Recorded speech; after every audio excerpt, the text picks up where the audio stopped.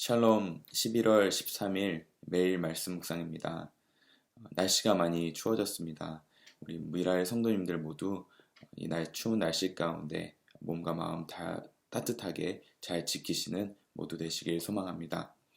오늘은 계속해서 여호와의 이름에 대해서 계속 묵상해 보고자 합니다. 지난주에는 예레미야의 말씀을 통해서 우리를 의롭게 하시는 여호와 하나님에 대해서 묵상했습니다. 오늘은 또 다른 예언서인 에스겔에 등장한 여호와의 이름을 묵상해 보고자 합니다. 그 이름은 바로 여호와 샴마입니다. 이 여호와 샴마라는 이름의 뜻은 하나님께서는 여호와께서는 거기에 계신다라는 의미입니다. 여호와께서 거기에 계신다. 과연 그 거기는 어디이고 그 뜻은 무엇일까요? 오늘 에스겔 전체 말씀을 통하여서 핵심되는 말씀 한 가지를 통하여서 에스겔이 말하고자 한 여호와 샴마라는 이 뜻을 간단하게 함께 묵상해 보고자 합니다. 오늘 본문 말씀은 에스겔서 36장 26절에서 27절 그리고 36절에서 38절입니다. 그리고 오늘 그 이름이 등장한 마지막 절 48장 35절입니다. 제가 봉독하겠습니다. 너희에게 새로운 마음을 주고 너희 속에 새로운 영을 넣어주며 너희 몸에서 돌같이 굳은 마음을 없애고 살갗처럼 부드러운 마음을 주며 너희 속에 내 영을 두어 너희가 나의 모든 율례대로 행동하게 하겠다. 그러면 너희가 내 모든 규례를 지키고 실천할 것이다. 그때에야 비로소 너희의 사면에 남아있는 여러 나라들이 바로 나 주가 무너진 것을 다시 세우며 황폐한 땅에 다시 나무를 심는 줄을 깨달아 알 것이다. 나 주가 말하였으니 내가 이룰 것이다. 나 주 하나님이 말한다. 이제 나는 다시 한번 이스라엘 족속을 시켜서 내게 도움을 간청하게 하겠고 그들의 인구를 양떼처럼 불어나게 하겠다. 성회 때마다 거룩한 제물로 바칠 양떼가 예루살렘으로 몰려들듯이 폐허가 된 성읍들이 사람들로 가득 차게 하겠다. 그때야 비로소 그들이 내가 주인 줄 알게 될 것이다. 이렇게 그 둘레가 18,000자이다. 이 성읍의 이름이 이제부터는 여호와 샴마라고 불릴 것이다. 아멘. 오늘 본문은 에스겔이라는 제사장 가문의 예언자가 쓴 책입니다. 에스겔에게 가장 큰 문제는 무엇이었냐면 자기는 제사장이었지만 바벨론 포로로 끌려오게 되면서 성전에서 섬길 수 없었던 청년이었습니다. 그가 끌려온 지 5년째 되었을 때에 그는 30세가 되었습니다. 30세가 되었다는 것은 이제 본격적으로 제사장으로서 성전에서 섬길 수 있는 나이가 되었다는 것인데 그에게 그렇게 큰 소망이었던 어린 시절 내내 바라고 있었던 성전에서 섬기는 일을 할 수 없게 되었다는 것. 그에게 큰 절망이었습니다. 그때 하나님께서 나타나십니다. 그발 강가에서 30세 생일을 맞이했는지 그때가 되었던 그 청년이 우울해하고 낙담하고 있는 그때에 하나님께서는 환상 가운데 그 성전에 있었던 그 보좌에 계시는 그 하나님께서 바퀴가 달린 보좌로 나타나셔서 그곳에 계신 것이 아니라 지금 하나님께서 나와 함께 하시는구나 라는 것을 깨닫게 하심으로 그때부터 예언자였던 에스겔이 제사장이었던 에스겔이 예언자로서 사명을 감당하기 시작합니다. 그때 계속해서 예언의 말씀을 주십니다. 다시 하나님께로 돌아가라. 하나님께로만 돌아가면 지금 이 포로된 생활에서부터 하나님께서 구하실 것이고 회복시키실 것이다 라고 하는 메시지들이 이어지고 있습니다. 그렇게 하나님께로만 돌아가게 되면 회복시키실 것이라는 그 희망을 가지고 살아가던 에스겔이었지만 또다시 문제에 직면합니다. 어떤 문제였냐면 바로 그렇게 사역하는 그 한가운데 예루살렘 성전이 바벨론 군대에 의해서 완전히 무너졌다는 소식을 하나님을 만나고 사역한 지 정확히 7년 만에 듣게 됩니다. 희망을 가지고 사역했던 그 에스겔이 7년 만에 들은 소식, 그리고 7년 만에 얻게 되었던 그 메시지는 그렇게 돌아가고 싶었던 예루살렘 성전이 바벨론 군대에 의해서 무너졌다는 소식이었습니다. 그럼에도 불구하고 놀랍습니다. 에스겔은 절망으로 나아간 것이 아니라 그 이후부터 놀라운 예언이 쏟아지기 시작합니다. 하나님께서는 지금 비록 예루살렘 성전이 몰락하고 무너지고 이스라엘이 포로로 끌려와서 더 이상 어찌할 수 없는 상황태에 이르렀지만, 멸망한 것 같은 그런 상황에 이르렀지만 놀라운 예언을 쏟아냅니다. 그것은 새로운 다윗 왕조를 일으키실 것이고, 마른 뼈가 모아져 생기가 불어와 그 마른 뼈들이 모아져서 사람이 되고, 사람이 된 그들이 모여서 군대를 이룰 것이라는 환상을 보게 됩니다. 그런 놀라운 일들, 하나님께서 새로운 영을 주셔서 구원의 역사를 새롭게 시작하실 것이라는 그런 예언들이 쏟아져 나옵니다. 그리고 오늘의 본문, 바로 하나님께서 새 마음을 주실 것이라는 메시지가 나오게 됩니다. 하나님께서 우리 인생의 문제 가운데 원하신 핵심이 바로 이 말씀에 축약되어 있습니다. 우리의 인생은 마른 뼈와 같이 아무것도 할 수 없는 상태이고, 땅을 빼앗기고 포로가 되어서 죽은 자처럼 살아가는 에스겔처럼, 그리고 이스라엘 백성처럼 겉으로 보기에 우리는 정말 아무것도 할 수 없는 그런 상태에 처한 것 같이 보이지만, 오히려 그 시점이 바로 하나님의 영이 임하여서 새로운 바람이 일어나 새로운 다윗 왕조를 세우시고 마른 뼈를 살리시고, 그리고 하나님의 영이 임하여서 그 마른 뼈가 살아나 군대를 이룬다는 그 환상을 주시게 된 것입니다.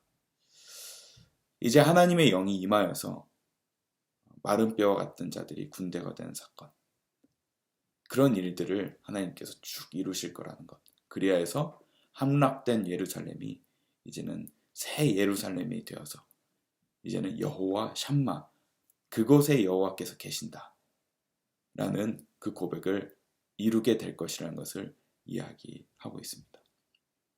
그렇다면 하나님께서 이런 문제 가운데, 절망적인 상황 가운데 어떻게 회복을 이루시는지 오늘 두 가지를 살펴보고자 합니다.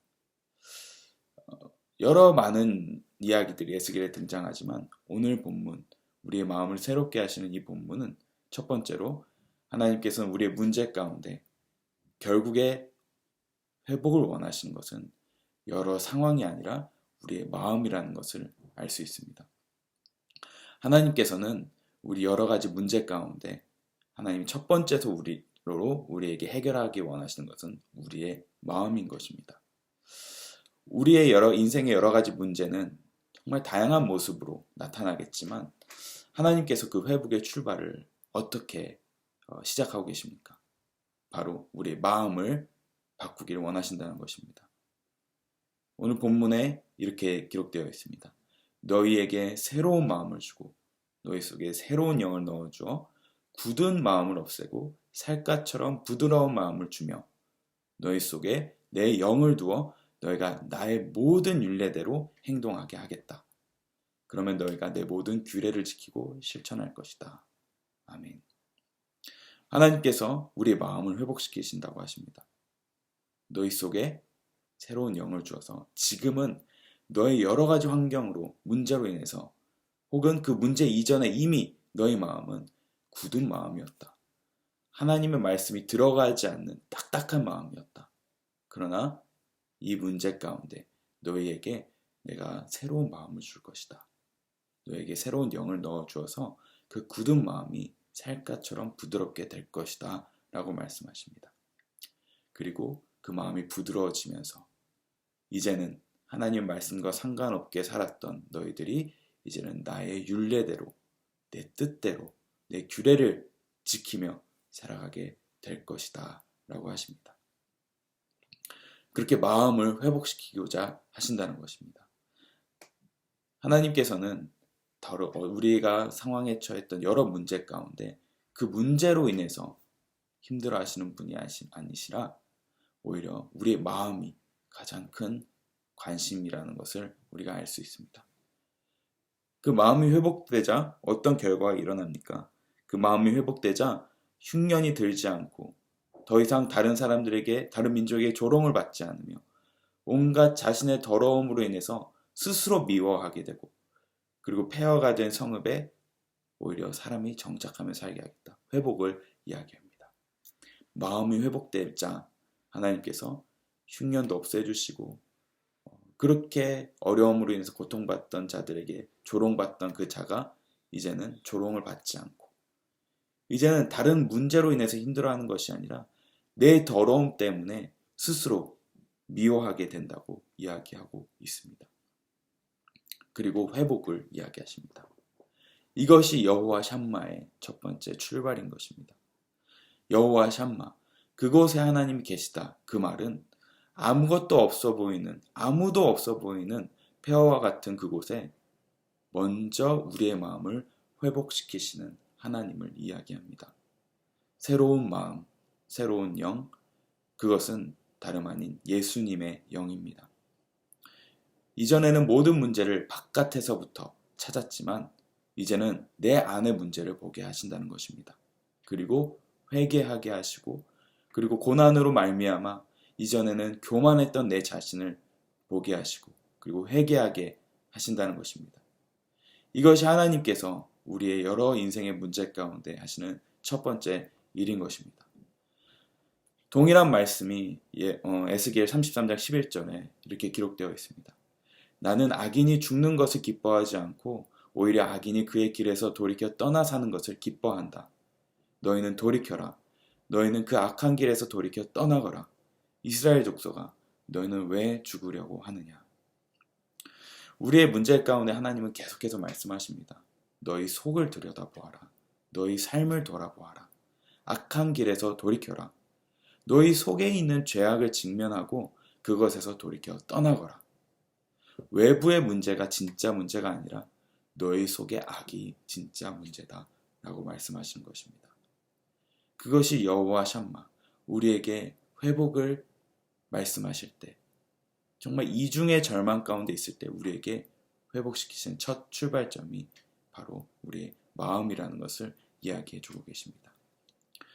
그 마음이 회복되었을 때, 마음이 우리가 다시 한번 하나님께 돌아왔을 때, 그 다음부터는 하나님 두 번째 일을 시작하십니다.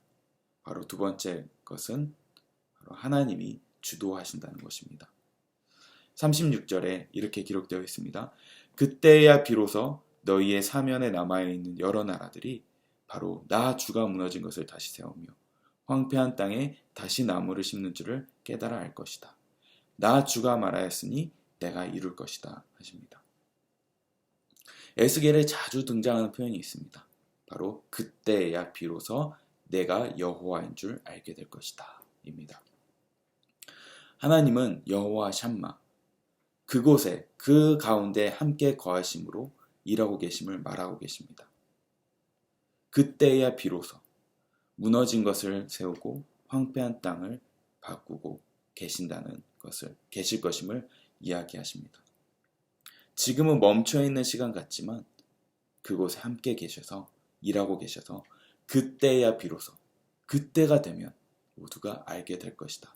지금 내가 너희와 함께 했었다는 것을, 지금 내가 모든 사람들에게 모든 환경 가운데 내가 주도하고 있었다는 것을 그때가 되면 모두가 너희뿐만 아니라 모든 백성이 알게 될 것이다 라고 말씀하시는 것입니다.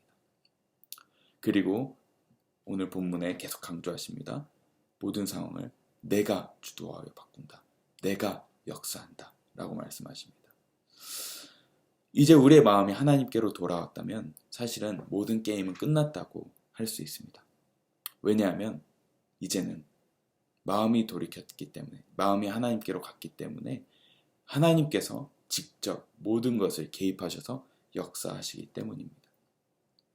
그런데 이때 또 다른 문제가 발생합니다.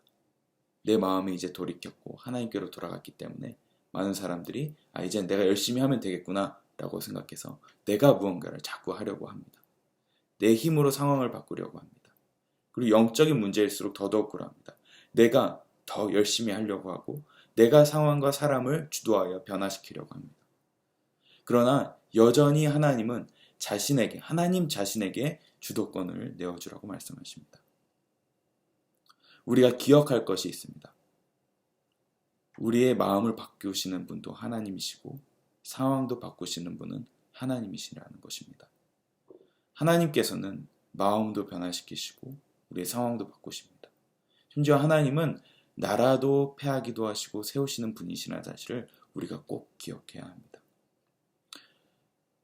우리의 마음이 하나님께로 돌이켰을 때 우리는 전전긍긍하며 내 꼼수로, 내 방법으로 여러 가지 이리저리 방법을 찾아가지만 하나님은 말씀하십니다.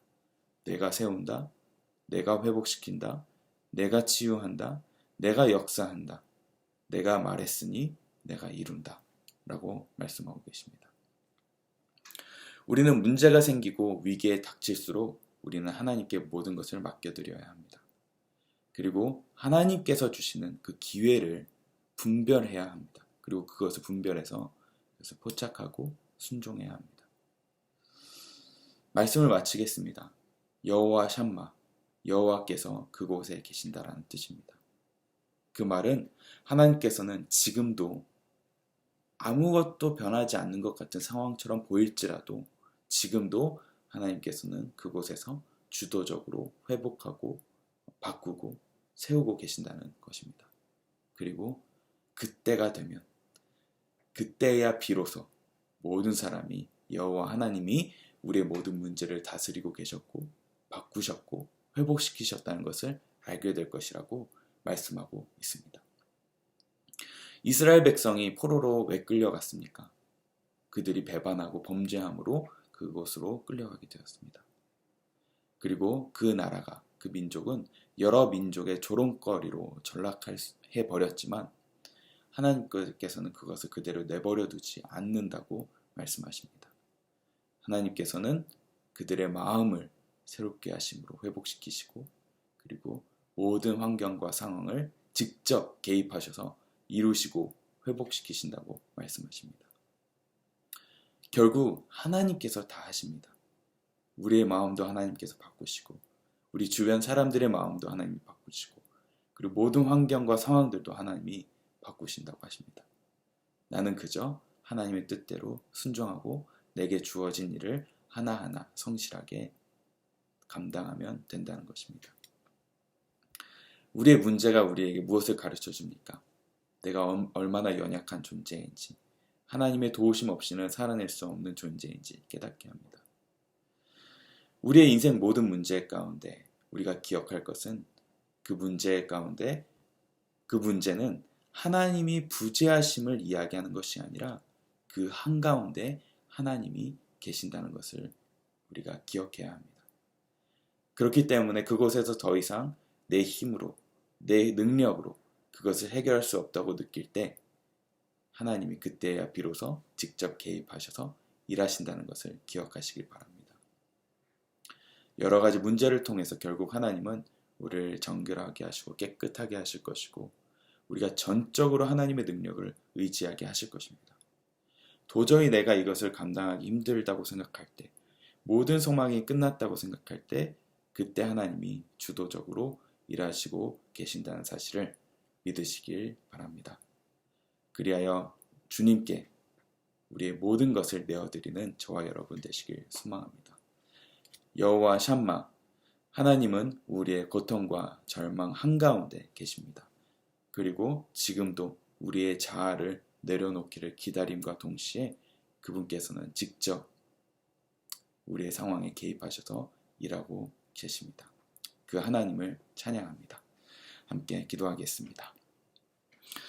하나님, 여호와 샴마의 이름으로 우리와 함께 하심을 말씀하여 주시니 감사합니다.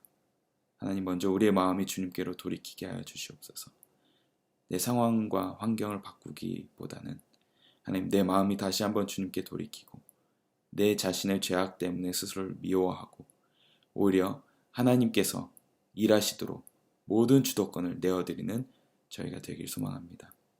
하나님, 그 축복을 허락하여 주셔서 하나님이 부재하다고 느껴지는 그 순간 가운데 오히려 하나님이 그곳에 계심을, 하나님 그 한가운데 계심을 알고 믿고 경험하고 그 하나님의 역사하심을 경험할 수 있는, 누릴 수 있는 저희들 될 수 있도록 축복하여 주시옵소서. 감사드리며 예수님 이름으로 기도합니다. 아멘.